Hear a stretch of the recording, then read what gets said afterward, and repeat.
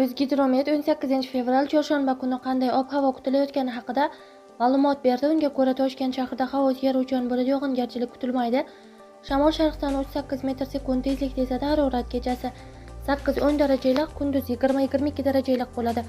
Qoraqalpog'iston Respublikasi Xorazm viloyatida havo o'zgaruvchan bo'ladi, yog'ingarchilik kutilmaydi. Shamol sharqdan 7-12 metr/sekund tezlikda esadi. Ba'zi joylarda 13-18 metr/sekundgacha, ayrim joylarda 20-23 metr/sekundgacha kuchayishi mumkin.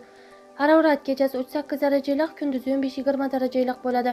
Buxoro va Navoiy viloyatlarida havo o'zgaruvchan bo'ladi, yog'ingarchilik kutilmaydi. Ba'zi joylarga tuman tushishi mumkin.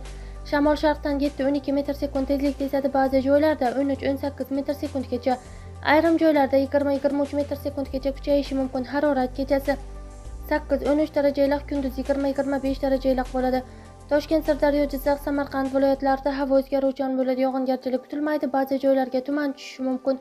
Shamol sharqdan 7-12 metr/sekund tezlikda esadi. Ba'zi joylarda 13-18 metr/sekundgacha kuchayishi mumkin. Harorat kechasi 8-13 darajali iliq, kunduz 20-25 darajali iliq bo'ladi.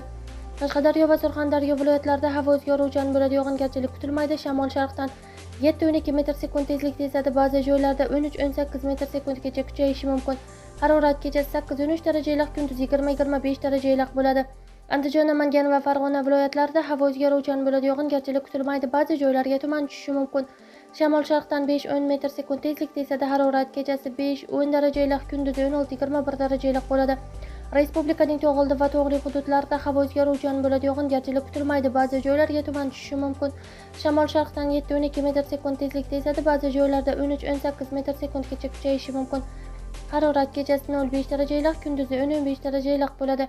O'zbekistonning 9 ta viloyatida sel suv toshqini hodisalari yuzaga kelishi mumkin. 17-18 fevral kunlari tog'li hududlarda qo'rqinch xavfi ham e'lon qilingan.